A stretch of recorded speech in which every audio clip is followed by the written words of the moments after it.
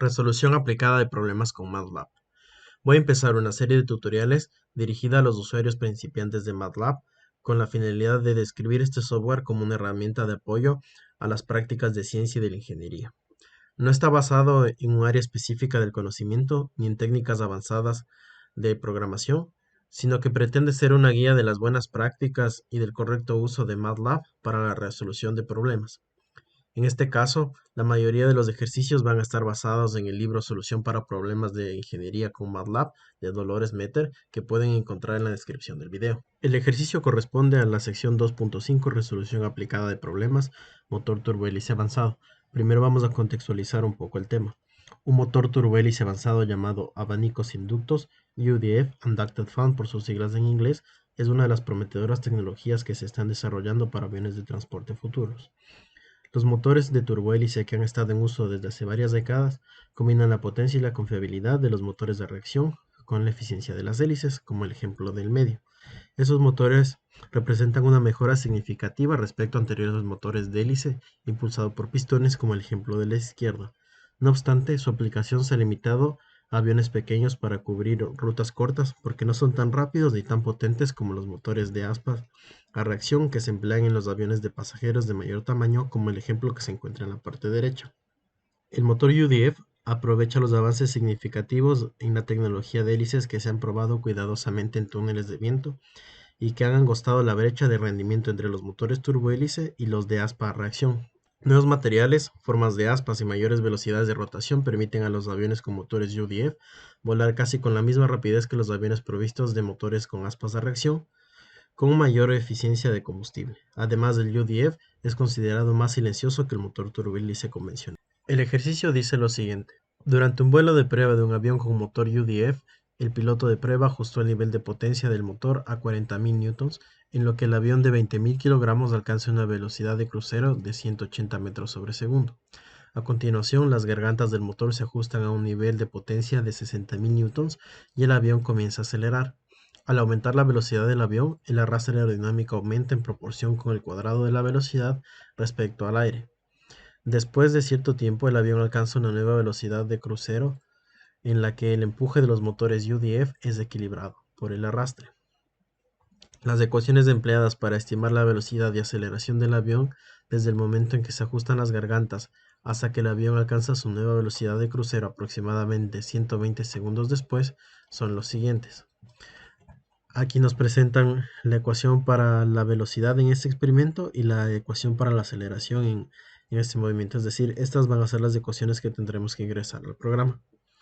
Lo siguiente es entender el flujo de trabajo para resolver un problema en MATLAB o cualquier problema en ingeniería que nos presente el libro.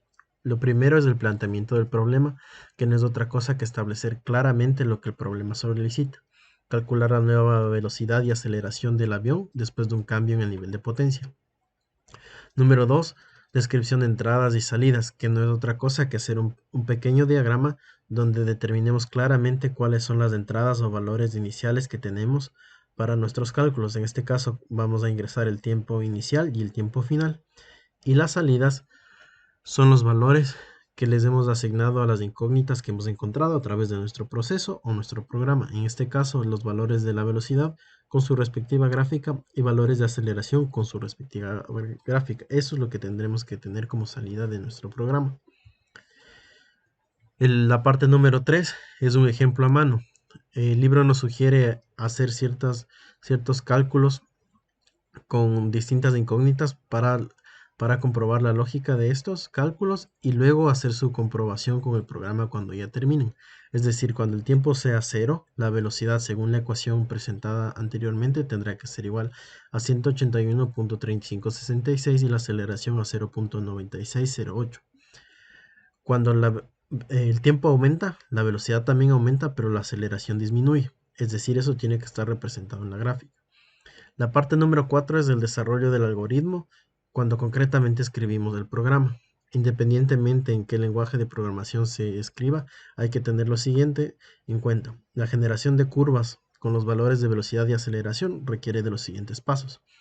Leer los límites de intervalo de tiempo, calcular los valores de velocidad y aceleración correspondientes y graficar la nueva velocidad y aceleración. Finalmente es necesario desarrollar una prueba que es comprobar los resultados del programa con los ejemplos a mano, es decir, que tienen que coincidir las respuestas para entender que el proceso se ha llevado correctamente a cabo. Este es el programa que se ha escrito en MATLAB para resolver este ejercicio. Aquí se han tomado en cuenta las recomendaciones que el libro hace acerca de las buenas prácticas del uso de MATLAB. Es decir, empezar por ejemplo con un clear y un CLC para borrar todo lo que se encuentra en el command window y en el workspace. Es decir, no tenemos ninguna variable almacenada y no hay aquí ningún mensaje en el command window que pueda interferir con nuestro programa. Lo siguiente es comentar qué es lo que estamos realizando. Estos comandos generan y grafican valores de velocidad y aceleración en un intervalo especificado de tiempo. Vamos a empezar con una variable de tiempo inicial con la función input para que sea el usuario el que ingrese ese valor. Es decir, en este caso todavía no se le ha asignado un valor, sino que posteriormente en el command window se lo ingresará. Valor de tiempo final de la misma manera con la función input para que sea ingresada por medio del usuario. Este hay que tener en cuenta que tiene que ser máximo 120 segundos, pues 120 segundos era la duración del experimento. Los incrementos en el tiempo, vamos a utilizar rangos de 100, porque si utilizamos solamente el valor inicial y el valor final van a ser 2 puntos. Necesitamos calcular varios puntos en este intervalo entre el inicial y el final para que se genere una curva mejor.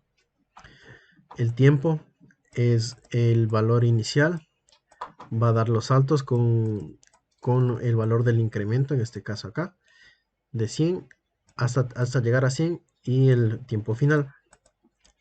Para la velocidad utilizamos la ecuación dada por el ejercicio y de la misma manera la aceleración.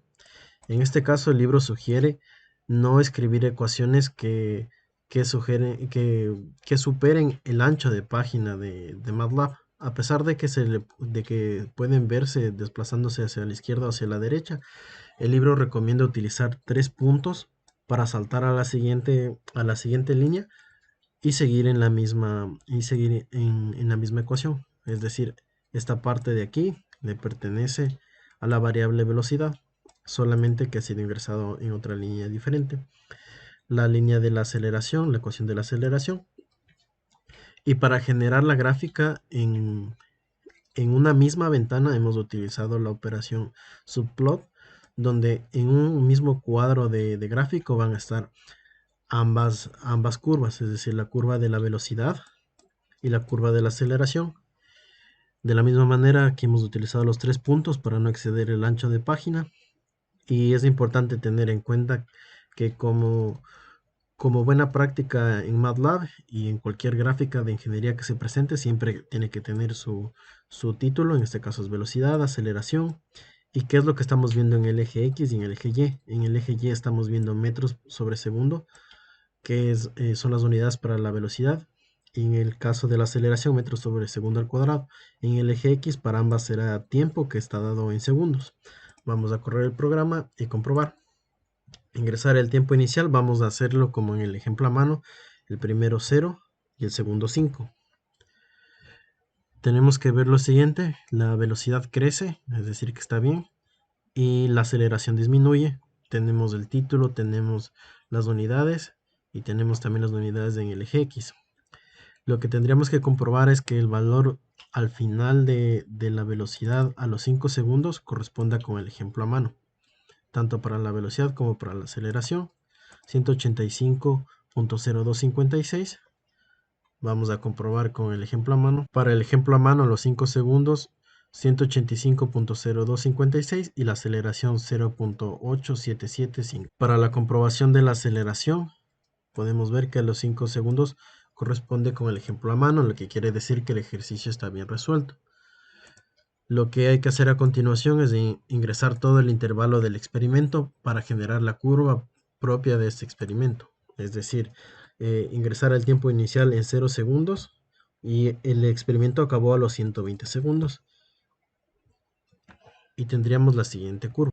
Esta curva de aquí representa la velocidad y la aceleración dadas en ese experimento, es decir, la velocidad crece de esta manera y la aceleración disminuye de esta manera, lo que quiere decir que el ejercicio está bien resuelto.